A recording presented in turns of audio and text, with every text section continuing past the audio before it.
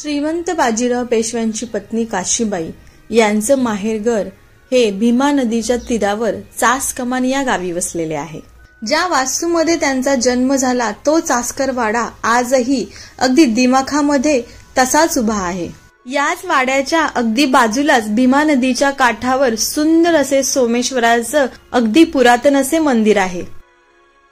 काशीबाईंचा जन्म 19 ऑक्टोबर 1703 साली चासचे सावकार महादजी कृष्णाजी जोशी आणि शिवबाई यांच्या पोटी झाला। काशीबाईंचे वडील महादजी हे धनाढ्य सावकार होते, त्याचप्रमाणे कल्याणचे मराठ्यांचे सुभेदारही होते। शाहू महाराजांच्या पडत्या काळामध्ये महादजी यांनी शाहू महाराजांना आर्थिक मदत केली होती, त्यामुळे त्यांना बक्षीस म्हणून त्यांची खजिनदार म्हणून शाहू महाराजांनी नियुक्ती केली होती। धनाढ्य सावकारांची कन्या असल्यामुळे काशीबाईंचे बालपण अगदी लाडाकोडामध्ये गेले। त्यांचं घरचे नाव लहानपणीचे नाव लाडूबाई असे होते। लग्नानंतर त्यांचे नाव काशीबाई असे ठेवण्यात आले।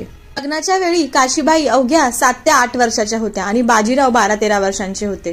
11 मार्च 1711 साली बाजीराव पेशवे आणि काशीबाई यांचा विवाह बाजीराव पेशव्यांच्या राहत्या घरी सासवड येथे झाला। बाजीराव पेशवे आणि काशीबाई यांना एकूण 4 मुले होती।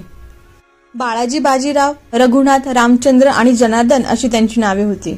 बाजीराव पेशवे आणि मस्तानीच्या मृत्यूनंतर त्यांचा मुलगा शमशेर बहादूर याचे संगोपन काशीबाईंनी केले। काशीबाईंचं माहेरघर म्हणजे हा चासकरवाडा, त्याला बामणवाडा असेही म्हणतात।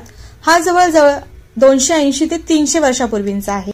या वाड्याला भक्कम असे 4 बुरुज आहेत आणि ते 4ही बुरुज अजूनही चांगल्या अवस्थेत आहेत। गड किल्ल्यांना असते तसे खूप सुंदर असे प्रवेशद्वार आहे, ज्या प्रवेशद्वारावर लाकडी दरवाजा आहे आणि त्या लाकडी दरवाजावर लोखंडी सुळे आहेत। 3 मजली दगडी विटांचं बांधकाम असलेल्या या वाड्यामध्ये अजूनही आपल्याला दगडी उखळ, पोलादी तोफा, त्याचप्रमाणे दगडाचा चौरंग, पाणी तापवायची मोठी डेंग, जुनं तुळशी वृंदावन, त्याचप्रमाणे 100 फूट खोलीचा आड, दगडी जुना पाटा, वरवंटा अशा बऱ्याचशा जुन्या वस्तू आपल्याला पाहायला मिळतात।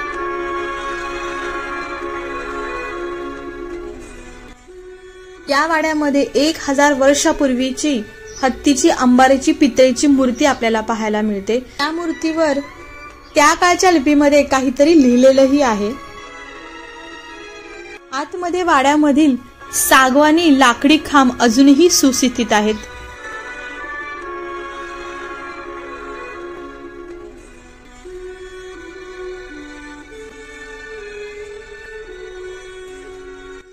या 280 ते 300 वर्षापूर्वी जुन्या असलेल्या वाड्यामध्ये अजूनही काशीबाईच्या माहेरचे वंशज राहतात।